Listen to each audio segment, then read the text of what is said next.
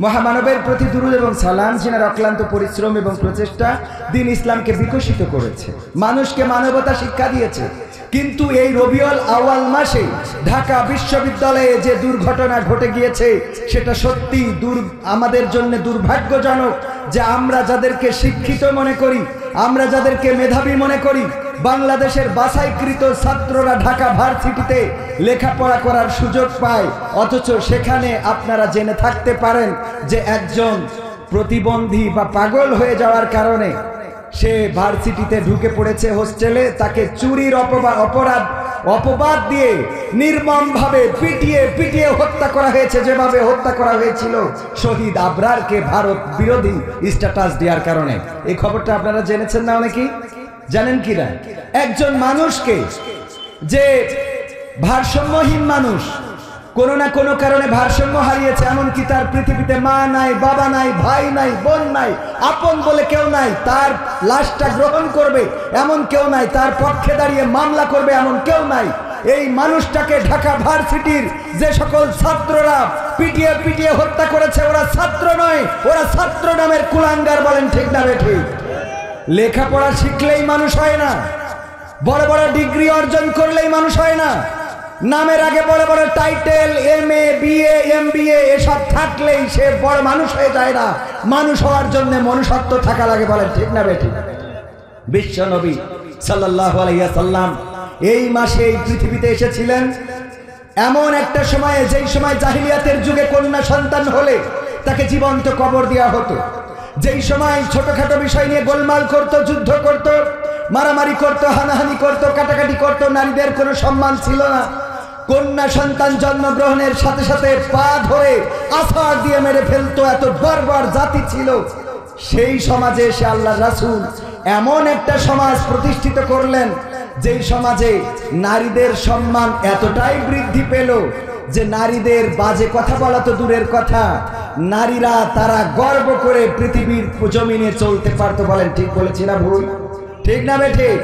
আল্লাহ রাব্বুল আলামিনের নবী এমন একটা সমাজ আমাদের এনে দিলেন, সেই সমাজটা আবার যদি গড়তে হয় সেই রাসূলের জিন্দেগি অনুসরণ করার দরকার আছে না নাই? আল্লাহ রাব্বুল আলামিন সূরা আল ইমরান 3 নম্বর সূরা পবিত্র কোরআনের পারা নম্বর 3 আয়াত নম্বর 31 55 নম্বর পৃষ্ঠার 3 নম্বর লাইনে আল্লাহ বলছেন, কুল ইন কুনতুম তুহিব্বুনাল্লাহ ফাত্তাবিউনি ইউহিব্বুকুমুল্লাহ ওয়া ইয়াগফির লাকুম যুনুবাকুম আল্লাহু গফুরুর রহিম। আল্লাহ বলছেন যে বলে দাও, ওগো নবী বলে দাও মানুষদেরকে, তোমরা যদি আল্লাহকে ভালোবাসতে চাও তবে আমি রাসূলকে অনুসরণ করো, তবেই আল্লাহ তোমাদেরকে ভালোবাসবেন। সুবহানাল্লাহ। আমরা আল্লাহর ভালোবাসা চাই না? চাই না? আল্লাহর ভালোবাসা যদি পেতে হয় তাহলে অবশ্যই রাসূলের অনুসরণ করা দরকার, অনুকরণ করা দরকার। আমার রাসূল কিভাবে চলেছেন, কিভাবে বলেছেন, কিভাবে খেয়েছেন, কিভাবে মানুষের সাথে কথা বলেছেন। রাসূল সবসময় মিষ্টি হাসতেন। মানুষদেরকে, ছোট ছোট বাচ্চা শিশুদেরকে দেখার পরে কোনো বাচ্চা শিশু এমন ছিল না যে রাসূলকে আগে সালাম দিতে পেরেছে, বরং আমার রাসূল আগে সালাম দিতেন। সুবহানাল্লাহ। এই ছিল আমার রাসূল সাল্লাল্লাহু আলাইহি সাল্লামের আদর্শ। কোনোদিন কাউকে গালমন্দ করেন নাই, কোনোদিন কাউকে ব্যথা দেন নাই, বরং যারাই কষ্ট দিয়েছে রাসূল ক্ষমা করে দিয়েছেন। সুবহানাল্লাহ। যারাই কষ্ট দিয়েছে আমার রাসূলকে রাসূল ক্ষমা করে দিয়েছেন, তোমাকে মাফ করে দিলাম। মক্কা, যেই মক্কা থেকে বিতাড়িত করেছে আমার রাসূলকে, রাতের অন্ধকারে বের হতে হয়েছে সওর পর্বতের গুহায়, অন্ধকারে যে সেখানে থেকেছে, 3 দিন পরে আবার বের হয়েছে, হেঁটেছে 400 কিলোমিটারেরও বেশি পথ হেঁটে চলে গিয়েছে মদিনায়। যেই মক্কায় শিশুকাল যৌবনকাল কাটিয়েছে তারা তাড়িয়ে দিল, এই মক্কা আবার বিজয় করলো। মদিনায় যাওয়ার 8 বছর পরে, মক্কা বিজয় করার পরে রাসূল যখন মক্কায় এসেছে, মক্কায় আসার পরে মক্কাবাসীদেরকে সব গড়ে ধরে অ্যারেস্ট করেছে, ফাঁসিতে ঝুলিয়েছে, হত্যা করেছে, কিছুই করে নাই, বরং ক্ষমা করে দিয়েছে। রাসূল বলেছেন আসো ক্ষমা করে দিলাম। এই ছিল আমার রাসূল সাল্লাল্লাহু আলাইহি সাল্লামের আদর্শ। বলেন সুবহানাল্লাহ। এই আদর্শ আমাদের মধ্যে থাকার দরকার আছে না নাই? এই আদর্শ আমরা ফলো করার চেষ্টা করব ইনশাআল্লাহ। মনে রাখতে হবে আমাদের এই পৃথিবী ছেড়ে চলে যেতে হবে, অন্ধকার কবরে পাড়ি জমাবো। ঢাকা বিশ্ববিদ্যালয়ে যে ঘটনা ঘটে গেল এর জন্য আমরা দুঃখ প্রকাশ করার পাশাপাশি প্রতিবাদ জানাচ্ছি। একজন উকিল, অ্যাডভোকেট দায়িত্ব নিয়েছেন যে যেহেতু তার মা নাই, বাবা নাই, তার পক্ষ নিয়ে আমি লড়াই করব। যারা অ্যারেস্ট হয়েছে, ইতিমধ্যে 4 জন অ্যারেস্ট হয়েছে এবং বিশেষ ছাত্র সংগঠনের নেতা কর্মী তারা, তাদেরকে যেন আইনের আওতায় শুধু নিয়ে আসা না হয়, দৃষ্টান্তমূলক শাস্তি দিয়ে যেন প্রমাণ করে দেওয়া হয় বাংলাদেশে বিচার বহির্ভূত হত্যাকাণ্ড যারা ঘটাবে তাদেরকে এমন শাস্তি দেওয়া হবে যেটা দেখার পরে অন্যান্য নাগরিকেরা সচেতন হয়ে যাবে, বাংলাদেশে অন্যায়ভাবে কাউকে মারার দুঃসাহস করবে না। এটার সাথে একমত আছেন না নাই? একমত আছেন না নাই? একমত আপনি যদি নাও হন, হত্যার বদলে হত্যা আইনটা কার? আল্লাহর আইনের বিরুদ্ধে যাওয়া যাবে? আল্লাহর আইনের বিরুদ্ধে আমরা যেতে পারি না, যেতে পারবো না। অন্যায়ভাবে যদি হত্যা করে আমরা তাদের বিচার চাইব। সম্মানিত ভাইয়েরা, এখানে আপনারা উপস্থিত হয়েছেন, আমরা সঙ্গীত শোনাবো আপনাদের। সেই সঙ্গীত, যেই সঙ্গীত শুনলে সওয়াব আছে, বলেন সুবহানাল্লাহ। মনির খানের গান যদি সারা রাত কানের কাছে বাজান সওয়াব হবে? আসিফের গান সওয়াব হবে? মমতাজের গান শুনলে সওয়াব হওয়া তো দূরের কথা, বন্ধু হইল কি ক্রিকেটার নাকি এইসব আছে না, যে ছক্কা মারতে যে আউট হয়ে যায়, এইসব শুনলে ভালো সওয়াব হবে? হবে? এইগুলো শুনলে সওয়াব হবে না, বরং আপনি গুনার ভাগীদার হবেন। রাত্রে যখন কানের কাছে মমতাজের গান লাগে ঘুমান, সকালবেলা জেগে উঠবেন, এর কোনো নিশ্চয়তা আছে? এর কোনো নিশ্চয়তা নাই। কুল্লু নাফসিন যায়িকাতুল মাউত, প্রত্যেক প্রাণীকে মৃত্যুর স্বাদ গ্রহণ করতে হবে। সেটা হতে পারে আজকের এই রাতটা আমার জীবনের জন্য শেষ রাত। আর যদি এই রাতটা শেষ রাত হয়ে যায়, আপনার কানের কাছে আপনি মমতাজের গান দিয়ে ঘুমাইছেন, সকালবেলা কবরে যখন আপনজনেরা রেখে আসবে, ফেরেশতারা বলবে সব বাদ দে, তোর গত রাতের ইবাদতটা কি ছিল? এটা একটা রাতের ইবাদত, বেশি দরকার নাই, এক রাতের, শুধুমাত্র শেষ রাতটা কেমনে কাটাইছে। আর আজকে এখানে যারা এসেছেন, আল্লাহর কসম করে বলি, আল্লাহ রাব্বুল আলামিনের দয়াটা এত বেশি যে এই জায়গায় রাত জেগে বসে থাকবেন যতটুকু সময়, আমরা বেশি সময় নেব না, 10টার মধ্যে আমাদের অনুষ্ঠান ক্লোজ করার চেষ্টা করবো ইনশাআল্লাহ। তো আপনারা যারা এখানে বসেছেন, আল্লাহ না করুন কি আছে, এতটুকু যদি দেখাতে পারি, আল্লাহ শেষ রাতটা তোমার দিনের নবীর সঙ্গীত শুনেছিলাম, তোমার নামের সঙ্গীত শুনেছিলাম, ইসলামী সঙ্গীত শুনেছিলাম, কোরআন হাদিসের কথা শুনেছিলাম, তুমি চাইলে এটা দিয়ে আমাকে ক্ষমা করে দিতে পারো। আল্লাহ রাব্বুল আলামিনের দয়াটা এত বেশি যে উনি কোনো না কোনো ওসিলায় তার বান্দাদেরকে ক্ষমা করে দিবেন। সুবহানাল্লাহ। একটা ক্ষমার ঘটনা বলে আমি কথাটা শেষ করব। ফেরাউন যখন পানিতে ডুবে যাচ্ছিল, তো ডুবার সময় তো সাথে সাথে ডুবে যায় না, একটু ভাসে না, একটু ভাসে, একটু ডোবে, চুবানি খায় আবার ওঠে, চুবানি খায় আবার ওঠে। ফেরেশতা জিবরাইল আলাইহিস সালাম একদিন নবী করিম সাল্লাল্লাহু আলাইহি সাল্লামকে বললেন, আল্লাহ নবী, যখন ফেরাউন চুবানি খাচ্ছিল, আমি যে লাঠি দিয়ে ওরে ডুবাই দিছি। আল্লাহ নবী বললেন যে কেন? বলল, আল্লাহর দয়া এত বেশি যে ওই ফেরাউন চুবানি খাইতে খাইতে যদি আল্লাহরে বলতো, আল্লাহ আমারে ক্ষমা করো, আমি ভুল বুঝতে পারছি, আল্লাহ ক্ষমা করে দিত। সুবহানাল্লাহ। আল্লাহর দয়া এত বেশি যে ওই মুহূর্তেও যদি সে বলতে পারতো, আল্লাহ আমারে ক্ষমা করে দাও, সারা জীবন মুসার পিছনে লাগছি, ক্ষমা করে দাও, আল্লাহ তারে ক্ষমা করে দিত। এই জন্য আমি ওরে ডুবাই দিছি যে সারা জীবন তুই মুসারে কোন চালাস নাই, তোর আর এখানে থাকার কোনো অধিকার নেই, ভারতে চলে যেতে হবে। কথা কি বোঝা গেছে? তো এই জন্য আল্লাহ রাব্বুল আলামিনের পথে যারা চলে, দিনের পথে যারা চলে, তাদের ভয় থাকে না, তাদের কষ্ট থাকে না। আল্লাহর পথে যারা থাকে, কোনো না কোনো ওসিলায় আল্লাহ তাদেরকে ক্ষমা করে দিবেন। বলেন সুবহানাল্লাহ।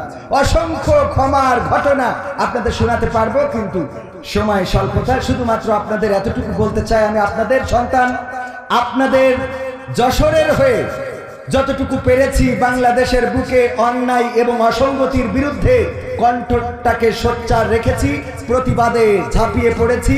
যেখানে অন্যায় সেখানে কোনো না কোনোভাবে অন্যায়ের প্রতিবাদ প্রতিরোধ করার চেষ্টা করেছি। এই অন্যায়ের প্রতিবাদ প্রতিরোধ করার দরকার আছে না নাই? চোখের সামনে যদি আপনার কন্যা একটা বয়ফ্রেন্ডকে নিয়ে বাড়িতে ঢোকে, চোখের সামনে আপনি যদি কিছু না বলেন, তাইলে কিছুদিন পরে প্রস্তুত হয়ে যান যে বিবাহ বহির্ভূত নাতিরও আপনি নানা হইতে পারেন। ঠিক না ঠিক? একটা সন্তান যদি অনায়াসে আপনার সামনে বয়ফ্রেন্ডকে নিয়ে ঘোরাফেরা করতে পারে, তাহলে তার গর্ভে সন্তান যাওয়া অসম্ভব কিছু না। কিন্তু যদি আপনি প্রতিবাদ করেন, হয়তো প্রেমটা বন্ধ করতে পারবেন না, কিন্তু সন্তানটা তো থামাইতে পারবেন। কথা কি বুঝতে পেরেছেন? এটা তো অন্তত ব্রেক করতে পারবেন যে না, আব্বা আমারে প্রেমটাই মানে না, আর যদি তুমি যে প্রস্তাব করেছো এটা তো আই এম সরি, ও বিয়ের আগে কোনোভাবে সম্ভব না। তার মানে প্রতিবাদ করলে অন্তত কিছুটা কন্ট্রোল করতে পারবেন। আমাদের যুবকেরা আছে, আমার সোনার টুকরা যুবক যারা, আমরা দেখি যে বিভিন্ন সময় বিভিন্নভাবে ঘুরতেছে। আমরা বলতে চাই, কিন্তু অনেক সময় এলাকা হওয়ার কারণে বলি না, যে আবার কিছু বললে বাইক টাইক নিয়ে বাড়ি হামলা করে কিনা। তো এই জন্য দূরে যা যায় মোটামুটি একটু বলার চেষ্টা করি যে ভাই এই কাজটা করো না, এইভাবে চলো না। আবার আমার মা বোনেরাও যারা এখন মেয়েদেরকে কন্ট্রোলের মধ্যে রাখে না, বুরকা পরে পরহেজগারি করে বেড়াচ্ছে। আল্লাহ ক্ষমা করুন। তো আমরা সেই অপসংস্কৃতি থেকে মুক্তি চাই। আমরা এমন একটা সমাজ বিনির্মাণ করতে চাই যেই সমাজ রাসূল বানিয়েছিলেন, যেই সমাজে নারীদের প্রতি কেউ কুদৃষ্টি দিয়ে তাকাতো না, নারীদের ধর্ষণ করতো না, জেনা করতো না, ব্যভিচার করতো না, খুন করতো না, হত্যা করতো না, জমি ফাঁকি দিত না, আইনটাকে ব্যাখ্যা করতো না, মানুষ তার অধিকার ফিরে পেয়েছিল। এমন একটা সমাজ প্রতিষ্ঠিত করেছিল যেই সমাজে যাকাত নেওয়ার মতো মানুষ খুঁজে পাওয়া যেত না।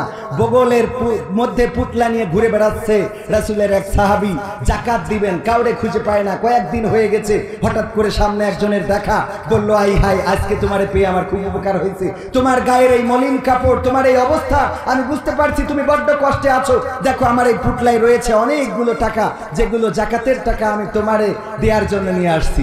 তখন ওই লোকটা বলতেছে আমার মলিন জামা দেখি তোমার ফকির ফকির মনে হয়। আমি এই যে পুটলা আর একটা বের করে বলতেছে, এই পুটলা নিয়ে আমিও তো ঘুরতে ঘুরতে মলিন হয়ে গেছি, কারণ আমিও খুঁজে পাই না জাকাত কারে দেবো। সুবহানাল্লাহ, কি সমাজ প্রতিষ্ঠিত করেছিলেন যে জাকাত নেওয়ার মতো মানুষ খুঁজে পাওয়া যেত না। একজন দোকানদার বিজনেস করতেছেন, ওর দোকানে একজন কাস্টমার এসেছে, বলতেছে ভাই এটা এটা এটা এটা আছে? বললো আছে। বললো তাহলে দেন। বললো এটা আপনি ওই সামনের দোকান থেকে নিয়ে নেন। বললো কেন আপনার কাছে নাই? বললো আছে, আপনি ওই দোকানটা থেকে নেন। ওই ইহুদি চলে গেল পরবর্তী দোকানে, সেখান থেকে মালামালগুলো ক্রয় করলো এবং চিন্তা করলো যে উনি কেন আমাকে এই দোকানে পাঠালো, এই দোকানদার তো ইহুদি এবং এই দোকানদার মুসলমান, তো আমি মুসলমানের দোকানে গেলাম, আমি ইহুদি হওয়ার কারণে কি ও আসলে আমার কাছে মাল বিক্রি করলো না? আবার ঘুরে গেল, যে বলতেছে ভাই আমার অপরাধটা কি, আমি কি ইহুদি হওয়ার কারণে আপনি আমার কাছে পণ্য বিক্রি করেননি? বলল না, আমি সকাল থেকে দেখতেছি আমার অপর পাশে যে দোকানদার, এই দোকানদার ইহুদি দোকানদার, তারও তো বাড়িতে আমার মতো পরিবার আছে, সন্তান আছে, আমি সকাল থেকে দেখেছি তার বেচা কিনাটা ভালো হয় নাই, এই জন্য আমি আপনাকে ওখানে পাঠিয়েছি যেন ওরও কিছু বেচা কিনা হয়। সুবহানাল্লাহ, কি আদর্শ ছিল, কি চরিত্র ছিল, কি আদর্শের মানুষ গঠন করে দিয়েছিল। আর আমরা কি হয়েছি, আমরা যেই দোকান যেখানে খুব ভালো বেচা কিনা হচ্ছে, ওর বেচা কিনা কি করে বন্ধ করা যায়, ওখানে যে আরেকটা দোকান খুলে বসে থাকি। এনে ঝালমুড়ি বেচতেছে একজন, খুব ভালো বেচা কিনা হচ্ছে, আর একজনের ফোন করে ডাকতে, এ তুই আয় এখানে, তুই কানে রয়েছিস। এরকম আছি না নাই? আমাদের কাজ হলো যে আমরা ক্ষতি করাটা ভালো পছন্দ করি, নেগেটিভটা ভালো করে ধারণ করি। আল্লাহ আমাদের পজিটিভটা নেওয়ার তৌফিক দান করুন। রাসূলের যে আদর্শ ছিল সেই আদর্শ আমাদের জীবনে বাস্তবায়ন করার তৌফিক দান করুন, সেই আদর্শ অনুযায়ী আমাদের চলার তৌফিক দান করুন। আপনারা কি শেষ পর্যন্ত থাকবেন ইনশাআল্লাহ? আমরা সঙ্গীত শোনাবো। আমাদের হাতে দেখছেন অনেকগুলো সঙ্গীত রয়েছে, আমাদের মিডিয়ার অনেক ক্যামেরাম্যান এসেছেন, যারা শুধুমাত্র এখানে আপনারা দর্শক রয়েছেন, আমরা 100 জনের বসার ব্যবস্থা করেছি, পাশাপাশি অনেক যুবক বা অনেক ভাইয়েরা দাঁড়িয়েও রয়েছেন। তো আমরা এখানে যত লোকের এখানে বসার ব্যবস্থা করেছি তার থেকে ঠিকানা TV.press-এও কিন্তু শত শত দর্শক সরাসরি দেখছেন, এবং এই মিডিয়ার মাধ্যমে গোটা বাংলাদেশে হাজার নয় লাখো লাখো মানুষ আজকের এই আপনার বাজারের অনুষ্ঠান, আপনার অঞ্চলের অনুষ্ঠান দেখবে। আপনারা খুশি না? বলেন আলহামদুলিল্লাহ। ঠিকানা TV.press-এর 1 মিলিয়ন সাবস্ক্রাইবার হয়েছে, 1.5 মিলিয়ন ফলোয়ার্স হয়েছে ঠিকানা টিভির পেজে। ঠিকানা ইসলামিক টিভিতে আমাদের 3 লাখের উপরে ফলোয়ার রয়েছে। ঠিকানা টিভি ইসলামিকে আমাদের প্রায় লাখখানিক ফলোয়ার রয়েছে। ঠিকানা টিভি এন্টারটেইনমেন্টে আমাদের রয়েছে প্রায় 3 লক্ষ ফলোয়ার। ঠিকানা TV.press-এর নামে ওয়েবসাইট রয়েছে, যেখানে আমরা নিউজ পাবলিশ করে থাকি, একটা নিউজ পোর্টাল। এভাবে আমাদের এই কাজগুলো সারা বাংলাদেশে সমাদৃত হয়েছে, যার জন্য আলহামদুলিল্লাহ আপনাদের সন্তান, আপনাদের ভাই কবির বিন সামাদকে বাংলাদেশের মানুষ বুকে টেনে নিয়েছে। এর জন্য আমার আসলে আমি বলবো যে এই প্রাপ্তিটা শুধু আমার একার না, এই প্রাপ্তিটা আমার ইউনিয়নের, আপনাদের, এই সমাজের, এই অঞ্চলের, এই যশোরের, বাংলাদেশের মানুষের। বলেন ঠিক না বেঠিক? বরং আমি আনন্দ করার থেকে আপনারা বেশি আনন্দ করা উচিত যে আপনাদের একজন সন্তান, আপনাদের একজন ভাই এখন বাংলাদেশ শুধু না, বাংলাদেশের বাইরে গিয়েও কোরআন হাদিসের কথা বলার পাশাপাশি সুস্থ সংস্কৃতির বিকাশে কাজ করে যাচ্ছে। গত মাসেও আপনারা জানেন ডক্টর মিজানুর রহমান আজহারি ভাই সহ, আমির হামজা ভাই সহ মালয়েশিয়াতে আমাদের মিটিং ছিল এবং সেখানে আলোচনা হয়েছে। আলহামদুলিল্লাহ, এভাবে আল্লাহ রাব্বুল আলামিন আজ হোক কাল হোক আপনাদের ভাইকে হয়তোবা চাইলে আরো ভালো জায়গায় নিয়ে যেতে পারেন, যার কৃতিত্বের দাবিদার আপনারা, যে আপনারা আমাকে গড়েছেন। আপনাদের কাছে একটা দোয়া চাইবো, এই ঘরের পিছনে আমার বাবাকে দাফন করানোর জন্য গোসল করানো হয়েছিল, মনে আছে আপনাদের? এই বাজারে আমার বাবার জানাজা হয়েছিল, মনে আছে কি আপনাদের? অনেকের মনে থাকতে পারে, মুরব্বী যারা তাদের মনে থাকতে পারে, আমি সেই বাবার সন্তান, যেই বাবা মাহফিল করে ফেরার পথে কোনো না কোনো ভাবে তিনি নিহত হয়েছিলেন। আল্লাহ রাব্বুল আলামিন তাকে পৃথিবী থেকে ডেকে নিয়েছিলেন। আপনাদেরই ভাই ছিল, আপনাদের আপনজন ছিল, আপনাদের কাছের মানুষ ছিল। আমি তার সন্তান হিসাবে দিনের পথে চলে আমার বাবা যে স্বপ্নটা দেখতেন, বাবার স্বপ্নটাকে লালন করার চেষ্টা করেছি। এতটুকু অনুরোধ করব যে আসুন আমরা আমাদের এক একটা সন্তানকে কবির বিন সামাদ নয়, আমির হামজা মিজানুর রহমান আজহারি করে গড়ে তুলব। রাজি আছেন ইনশাআল্লাহ? গড়ে তোলা যাবে না যাবে না?